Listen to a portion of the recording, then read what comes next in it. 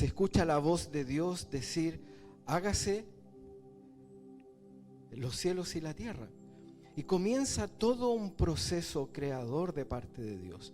Y comienza a existir lo que no existía. Cierra tus ojos. Piensa en esto. Configura en tu mente este paisaje. Donde no había nada, de repente comienza a ver algo.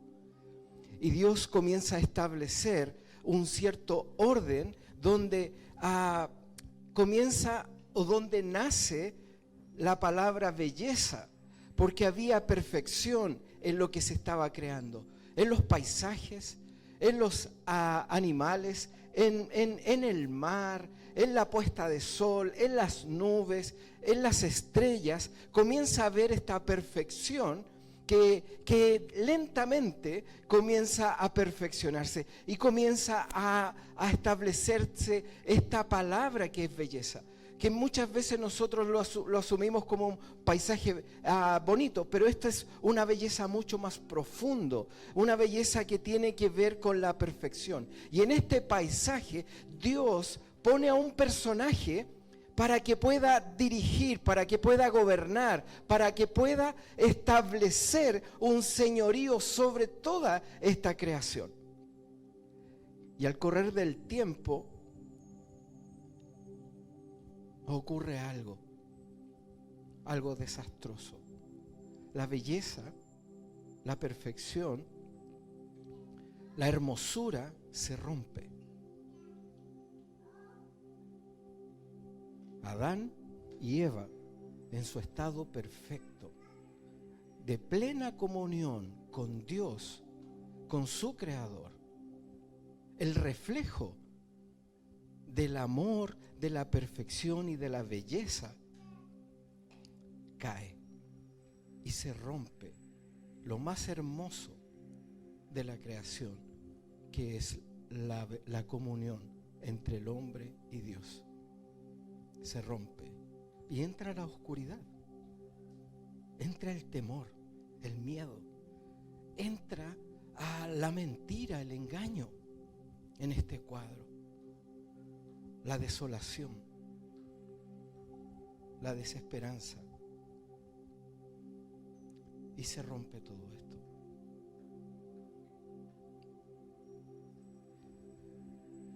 Dios, al ver lo que había sucedido, echa a andar su plan para rescatar lo más hermoso que él tenía, que era su relación con el hombre. Y diseña un plan en el cual comienza a hacer algo, actúa, porque Dios es un Dios de acción. Él comienza a actuar y dice: me veo en la necesidad, producto de esta maldad, de esta oscuridad, estas tinieblas que hay. Necesito preparar el camino. Viendo todos los pueblos de la tierra que no tienen ni siquiera la más mínima intención de buscar a Dios, donde automáticamente se generan sus dioses, su idolatría, sus perversiones, sus mentiras, su maldad, donde cada día se profundiza esta maldad del corazón del hombre en diferentes aspectos. Dios toma a alguien de un pueblo lejano y dice: voy a hacer de ti una nación distinta. Pero no una nación distinta para que me seas una nación distinta, sino una nación distinta porque de ti voy a sacar la esperanza para el hombre. Un pueblo donde yo voy a ser Dios y no los otros dioses. Y comienza a establecer una relación con los hombres, pero la manera, dentro de la justicia de Dios, dentro de la perfección de Dios, debía castigar la maldad del hombre. El deseo de independizarse, el deseo de no tener a la sujeción a su Dios. Entre paréntesis, la sujeción es uno de los aspectos más importantes en nuestra relación con Dios. Y en este desarrollo de la historia, Dios da al hombre una ley que está en Éxodo, Levíticos, Números y Deuteronomio, que es para que el pueblo pueda entender que son distintos y que se den cuenta a través de esta ley de que son malos, de que no pueden agradar a Dios, de que no es suficiente. Y esta ley establece la justicia de Dios, pero a su vez demuestra que el hombre no puede alcanzar la justicia de Dios. Y en Isaías, hay muchas profecías respecto a esta esperanza que Dios iba a enviar. Y en Isaías, en el capítulo 53, yo creo que todos lo conocen. Quiero que leamos 700 años antes de que Jesús naciese. Este profeta Isaías escribe una profecía puntual y definitiva respecto a esta esperanza que iba a venir. Y dice en Isaías 53, ¿quién ha creído a nuestro anuncio? ¿Quién ha creído a nuestro mensaje? El profeta hablando al pueblo y dice, ¿a quién se ha revelado el brazo del Señor? Creció delante de él como un renuevo tierno, como raíz de tierra seca. No tiene aspecto hermoso, ni majestad para que le miremos, ni apariencia para que le deseemos.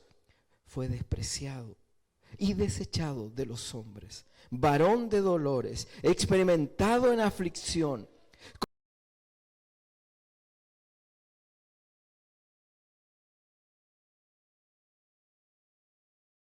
Él llevó nuestras enfermedades y Él cargó nuestros dolores.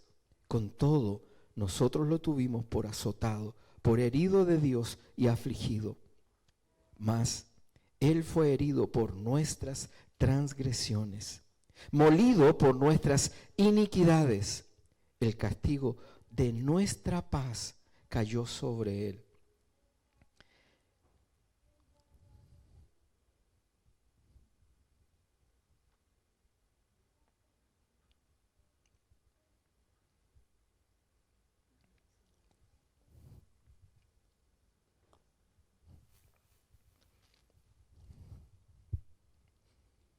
Y por sus heridas hemos sido sanados. Todos nosotros nos descarriamos como oveja, nos apartamos cada cual por su camino. Pero el Señor hizo que cayera sobre Él la iniquidad de todos nosotros.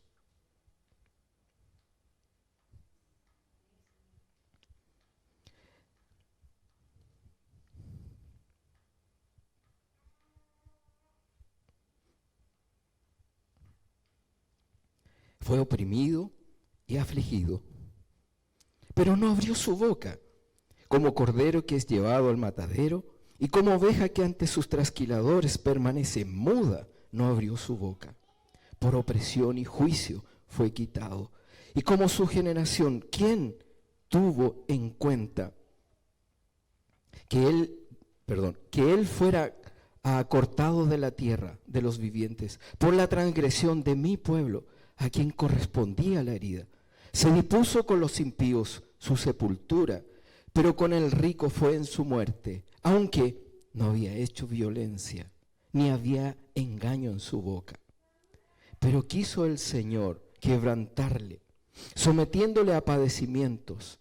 Cuando Él se entregue a sí mismo como ofrenda de expiación, verá su descendencia, prolongará sus días, y la voluntad del Señor en su mano prosperará. Debido a la angustia de su alma, Él lo verá y quedará satisfecho. Por su conocimiento, el justo, mi siervo, justificará a muchos y cargará las iniquidades de ellos. Por tanto, yo le daré parte con los grandes, y con los fuertes repartirá despojos, porque derramó su alma hasta la muerte, y con los transgresores fue contado, llevado en el pecado de muchos, e intercediendo por los transgresores. Padre, en esta hora nosotros Pedimos que tu Espíritu Santo traiga revelación a nuestra vida, a nuestra mente, a nuestro corazón, a nuestra alma, a nuestro espíritu. Porque no solamente queremos celebrar algo, no solamente estamos festejando Semana Santa o solamente disfrutando de lo que significa un feriado. Esto es mucho más profundo. Esto es un evento cósmico que a nuestro ser debe ser impactado.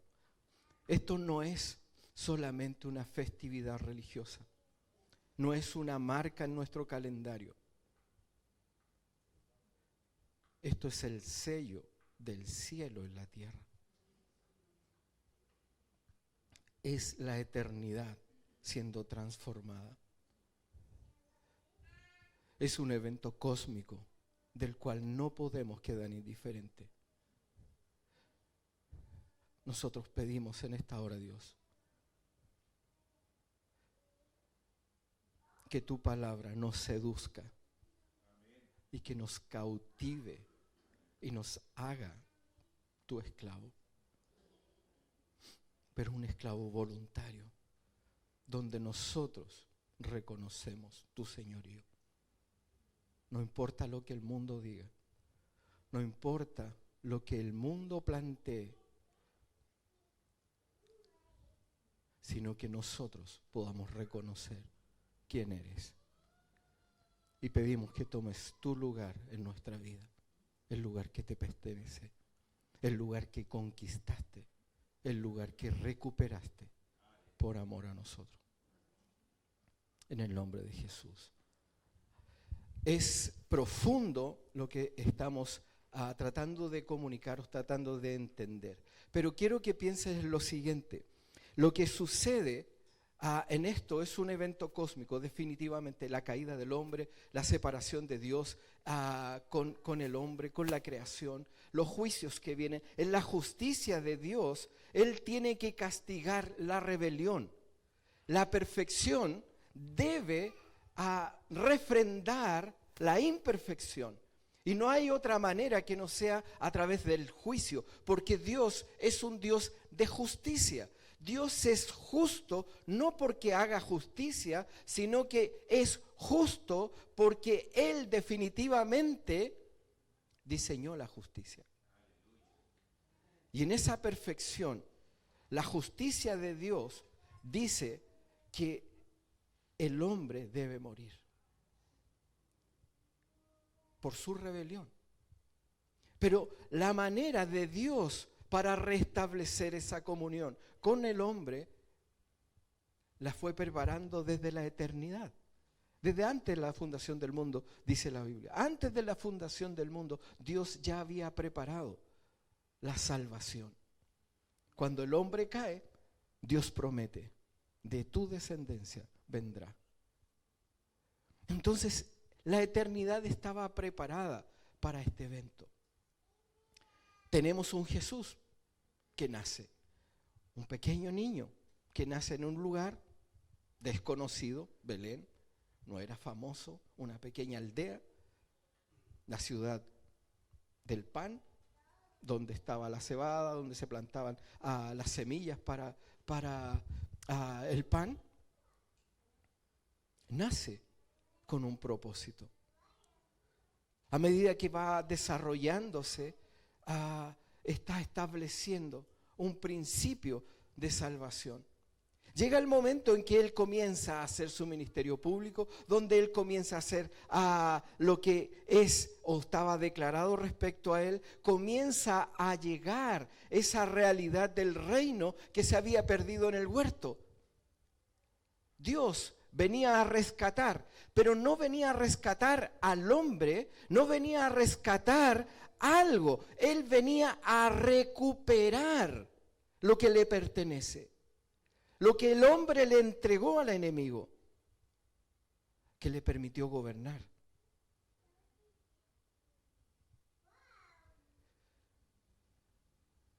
Cuando este muchacho comienza a hacerse evidente, como veíamos la semana pasada, entrando a Jerusalén, la gente comienza a vitorear su nombre, a decir: Hosana, Hosana, bendito el que viene en el nombre del Señor.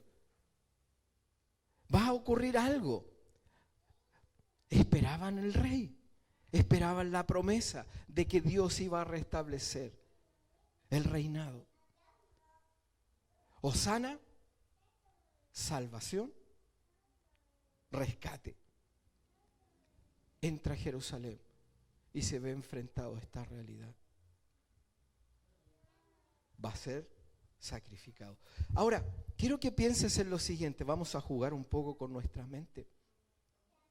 Cuando comienza su proceso en Getsemaní, ¿se acuerdan?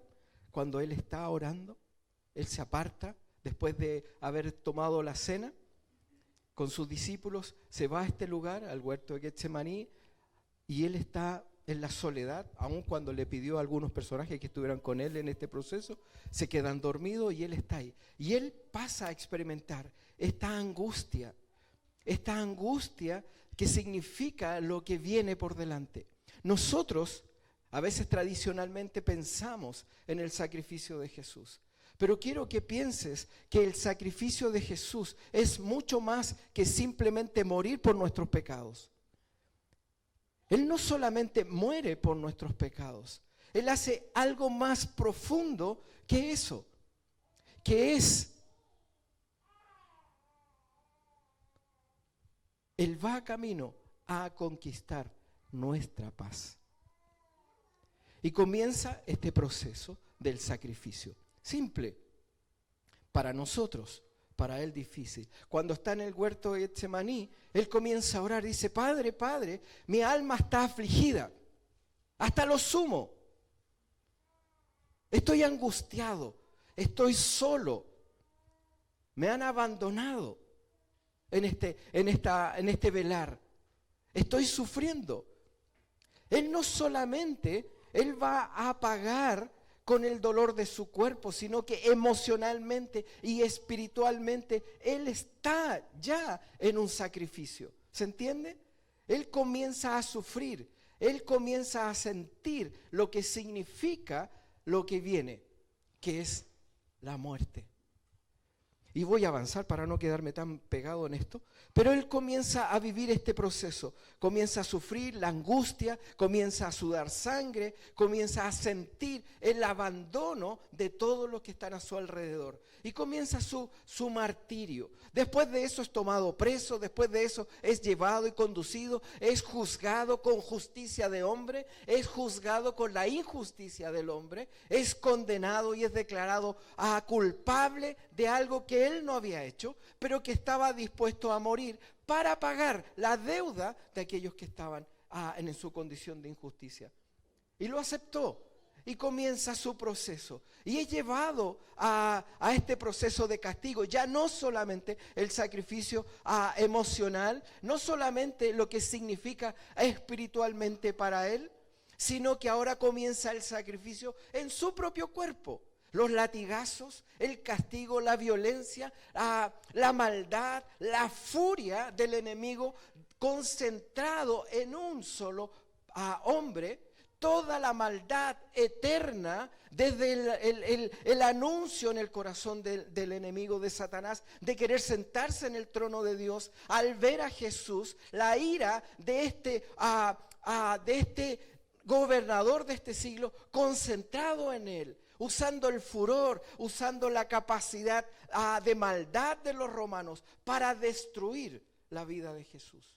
El cuerpo físico, el castigo violento que nosotros no podemos dimensionar. Hoy día los derechos humanos nos impide poder visualizar el castigo que él tuvo sobre su propio cuerpo. Sus vísceras, ¿se entiende? La espalda totalmente rota, donde se veían sus vísceras, donde él fue le sacaron la barba a tirones, le pusieron la corona, que es lo que nosotros de una u otra manera podemos ver y entender, pero percibir el dolor que él estaba recibiendo en su propio cuerpo, siendo inocente, conquistando esa rabia y ese furor desatado sobre él. Pero no era suficiente, fue clavado en una cruz, Los malhechores en aquel tiempo no eran clavados, eran amarrados. Pero a él lo clavaron. ¿Por qué? Porque dijo que se levantaría de la muerte. Entonces dijeron, lo clavamos. El dolor de estar en ese lugar, su espalda rota, sus manos y sus pies clavados, la corona de espina en su cabeza, la angustia de ver a la gente maldecirle, desnudo, no con su calzoncillo que lo hemos visto muchas veces, desnudo completamente, donde sus partes íntimas estaban expuestas a todos. Está ahí, está ahí. Por favor, quiero que vamos a Juan.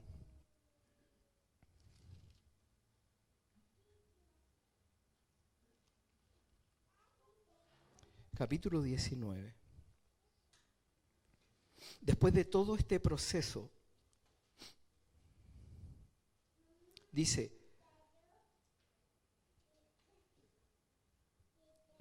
capítulo 19, versículo 29, dice, el 28 lo voy a leer. Después de esto, sabiendo, Jesús ya está en la cruz, sabiendo que Jesús, que todo se había ya consumado para que se cumpliese la escritura, dijo, tengo sed, en su estado, tengo sed. Y había allí una vasija llena de vinagre. Colocaron pues una esponja empapada de vinagre en una rama de hisopo y se la acercaron a la boca. Versículo 30, ocurre algo. Y esto quiero que también tú puedas pensar de la siguiente manera. Lo que va a ocurrir, el relato que tenemos enfrente en Juan, capítulo 19, versículo 30, no está en ninguno de los evangelios. Ni en Mateo, ni en Marcos, ni en Lucas. Ellos no hacen referencia a este pasaje o a esta declaración. Es interesante que solo Juan toma en consideración este pasaje y que es el más relevante de todos. El más relevante de todos. Y él dice en el versículo 30, entonces Jesús, cuando hubo tomado el vinagre, dijo, consumado es. Consumado es. Y él no solamente está diciendo, ok, se acabó esto. No solamente está diciendo ya nada más. Lo que él está haciendo, lo que él está declarando, lo que él está pronunciando, no es solamente una palabra, sino que lo que él está haciendo es un evento cósmico que está ocurriendo. Yo quiero que pienses de la siguiente manera: toda la eternidad inimaginable e incomprensible para nosotros, comienza a ser derramada en este punto.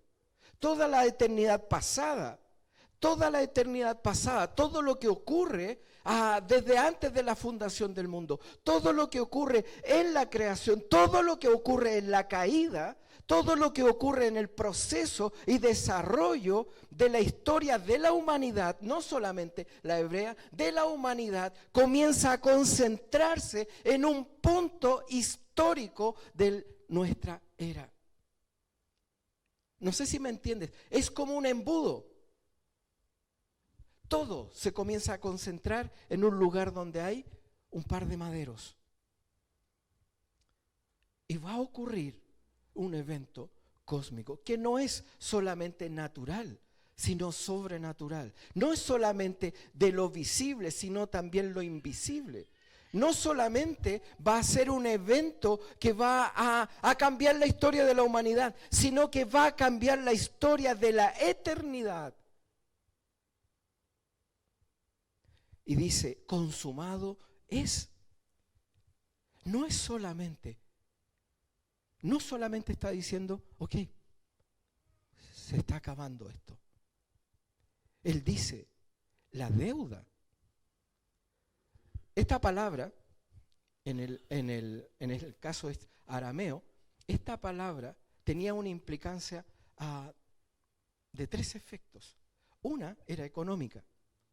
Cuando tú tenías una deuda económica y cuando tú saldabas esa deuda económica, te declaraban pagado. O sea, ya no tienes una deuda con nadie. Una deuda judicial, cuando tú habías sido culpable de alguna situación y eras condenado, una vez que cumplías la condena, se declaraba y decía consumado, vale decir pagado, saldado.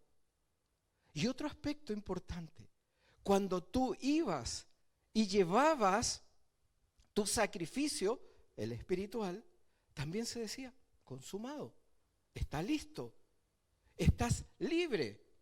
¿Se entiende? Abarcaba todo lo que significa. Ese cordero que declara Juan el Bautista, ese cordero que dice el cordero de Dios respecto a este sacrificio, había una particularidad. Pablito, ¿puedes poner la imagen? El letrero que estaba sobre la cruz, sobre la cabeza de Jesús, había una declaración extraordinaria. Tú cuando ibas y llevabas tu sacrificio, el sacrificio, que era un cordero o el animal que llevases, tenías que ponerle un letrero. En el caso nuestro, por ejemplo, yo le ponía a mi cordero un letrero que decía Roa Jerez, que era un cordero perfecto, tenía que ser perfecto. Y al ponerle ese letrero de Roa Jerez, significaba que cuando ese animal era sacrificado en relación a nuestra familia. ¿Se entiende? En realidad era Roa, ¿ya? Pero quería poner, era Roa porque es la cabeza de la familia. ¿Se entiende? Y se ponía, se sacrificaba y toda la familia era redimida. Ok, cuando Jesús lo ponen en la cruz, ¿se acuerdan ustedes que decía? Jesús el Nazareno, rey de los judíos. Y en el arameo estaba escrito acrósticamente, de tal manera, Pilato, sin saber lo que él estaba escribiendo, pone Jesús el Nazareno, rey de los judíos. Y la primera letra de cada encabezado formaba la palabra Yahvé. ¿Se entiende? Lo que él estaba diciendo, declarando, cuando la gente pasaba y veía eso, ahí está, esa declaración, ellos se horrorizaban porque estaban diciendo, el que está ahí en la cruz es el Cordero de Dios.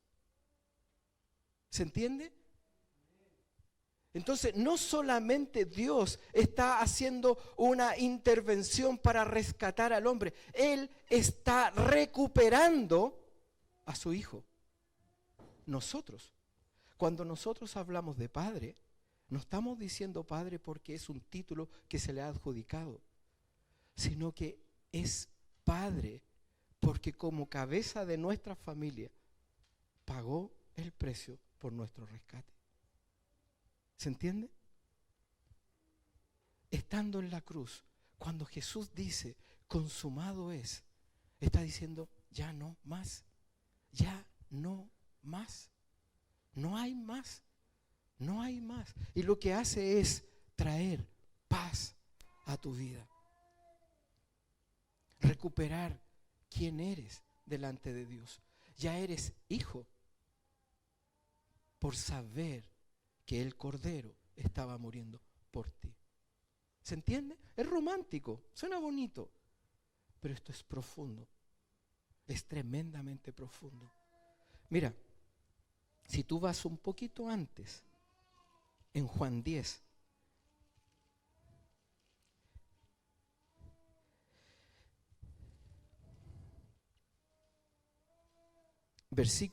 Juan 10, versículo 17, dice lo siguiente, puedes sacarlo, vamos, Pablo.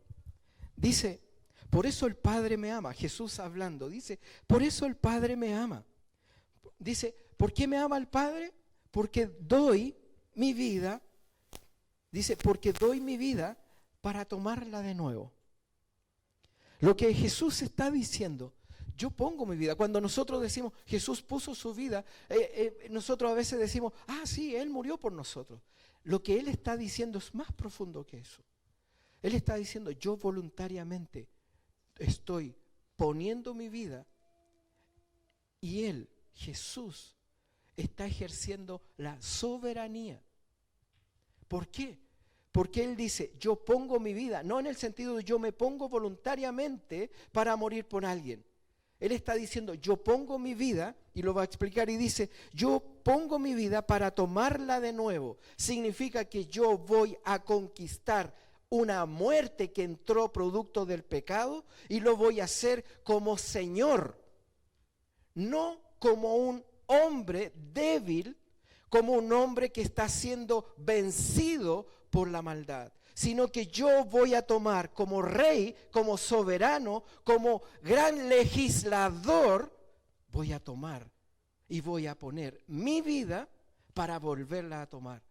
Y dice, versículo 18, nadie me la quita, la muerte no me conquista, la muerte no me va a vencer, la muerte no va a tomar mi vida, la muerte no va a tomar mi alma, no va a tomar mi espíritu, ni va a tomar mi cuerpo, porque yo pongo mi vida, porque yo entrego mi vida, porque yo la pongo a disposición de Dios para establecer paz entre el hombre y Dios. Yo pongo mi vida porque también tengo la capacidad para volver a tomarla. Por tanto, la muerte no me va a conquistar. Soy yo el que conquista la muerte. ¿Se entiende? Y dice, nadie me quita la vida, sino que yo la doy. Y de mi propia voluntad tengo autoridad.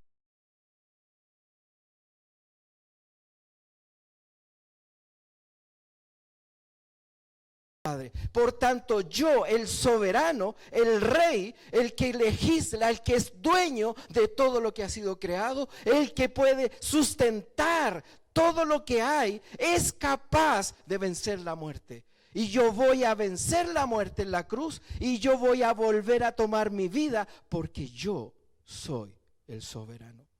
Ese es Jesús.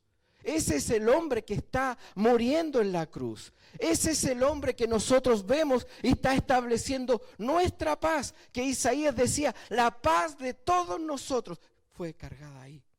La ira, la rabia, el enojo, la maldad, la violencia de toda la eternidad está concentrada en él. Pero es incapaz de tomar su vida. La violencia de la más profunda que puede tener Satanás en contra de nosotros o de Dios es incapaz de poder conquistar a aquel que está en la cruz.